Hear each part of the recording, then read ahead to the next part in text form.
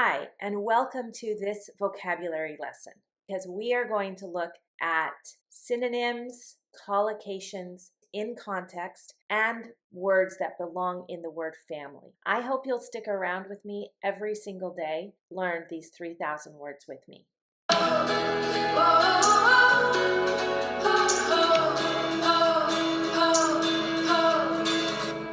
And, okay, so this is a vocabulary channel, and we are talking about vocabulary words. There are two types. Of vocabulary words. There are content words, which are heavy in meaning and generally have not so much, they're not as versatile when it comes to different parts of speech. And then we have function words. And function words really you have to know grammar in order to use function words. So while I teach vocabulary, if I'm teaching a function word, I'm going to be teaching a lot of grammar because you can't use it in any other context except for grammar. It doesn't mean anything unless it is in context with the grammar. And in its most basic meaning is the same as plus. If I say 2 and 4, then the answer is 6. So and can mean plus. And we'll use this plus meaning when we use it as a conjunction. It is one of the most common conjunctions, and it means two of the same. For example, if I talk about the kinds of food I like cheese and crackers. Okay, cheese and crackers is very common, something I eat almost daily. I like cheese and crackers. It means I have them together. And cheese is good, so it gets a plus. And crackers is good. It also gets a plus. I like both of them. I like cheese and crackers. So that's the conjunction. I'm taking two things, I'm saying they're the same, and I'm putting them together. So it's connecting two or more items, actions, or qualities that belong together. For example, bread and cheese, bread and butter, salt and pepper. And usually when we say these that go together frequently, we would actually only say that salt and pepper, black and white, friends and family, time and money. Those are things that often go together. And when I just said them, I don't say time and money. I say time and money. It almost sounds like one word. So it can join two nouns or two noun phrases together. She is kind and patient. She's kind and patient. He washed the dishes and cleaned the kitchen. Now we have two. This is an interesting sentence. He washed the dishes and cleaned the kitchen. Notice that this time we don't have a he again. If we have two sentences that we put together, he washed the dishes, he cleaned the kitchen, I need a subject in both sentences. But if I connect them with an and, then anything that is the same as the first sentence, I can just get rid of. He washed the dishes and cleaned the kitchen. This is neutral, and it simply means adding or a combination. Let's look at another example of this kind of thing. So he did the dishes. He did the laundry. Okay, in this sentence, we have he did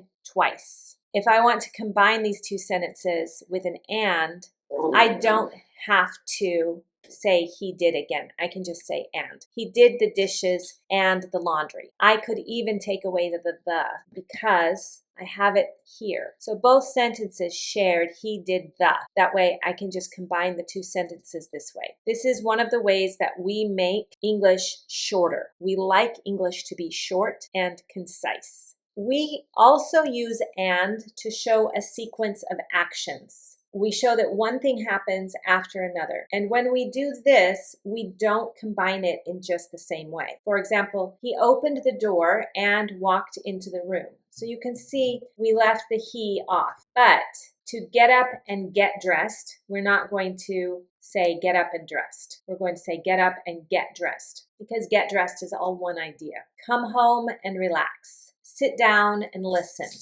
Stop and think. Try and remember. So first you have to try and then you remember. First you sit down, then you listen. And shows a sequence. And in this sense, and is going to connect two verb phrases. For example, opened the door, and walked into the room. You can't walk into the room until after you open the door. The two actions normally have the same subject. For example, he opened the door and he walked into the room. But you can take away the second subject because it's just repeated. And it suggests sequence. And can show a result or a consequence. Something like so. He forgot his umbrella and he got completely soaked. This second clause here is not simply additional information, it's a consequence of the first. He forgot his umbrella and he got completely soaked. So we can use this in terms of missing the bus. We missed the bus and then we're late. Forget something and regret it. Work hard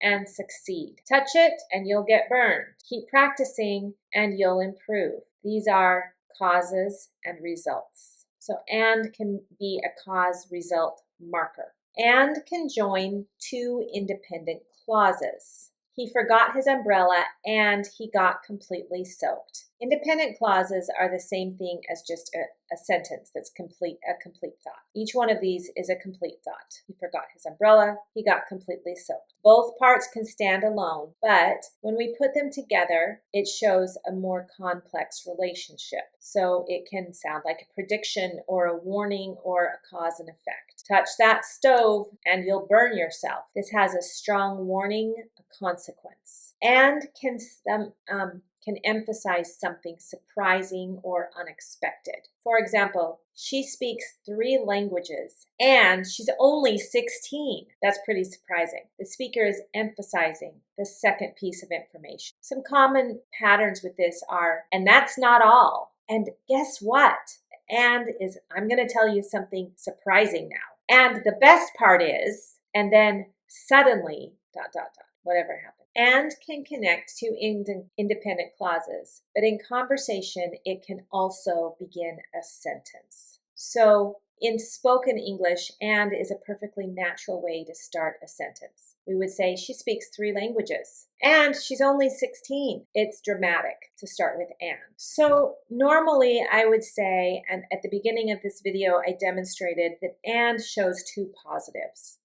It can also show, no, it shows 2 positives, but it can show a sense of irony. For example, and can introduce something that is unexpected in relation to what came before. In this way, it has a similar meaning to but or despite that, and it's showing a little surprise. I studied all night and I still failed the test. Okay, I could say I studied all night, but I still failed the test. That is a neutral way to say it. If I say and, then I'm showing a sense of irony. I expected to pass because I studied all night, but the result was not the same. So you would try and you fail. I tried and I failed. I work hard and I still struggle. I apologize and I get blamed. I pay a lot and I get poor service. I do everything right and I still lose. This, when I say the and, shows a sense of irony. So although and normally expresses addition, context allows the listener to understand an unexpected contrast, this sense of irony. It expresses frustration or disappointment or disbelief. So we use and to show addition, like bread and cheese. This is a plus, and it has a neutral connotation.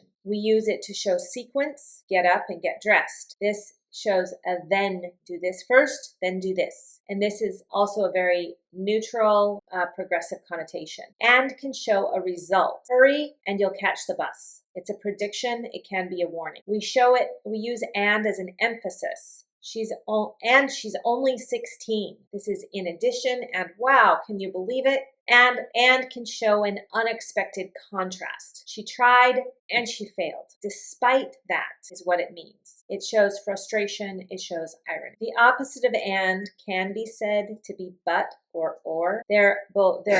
Those two are also conjunctions. There's no noun here. There's no verb. There's no adjective or adverb. It quite literally is a conjunction, but it expresses a lot of different feelings.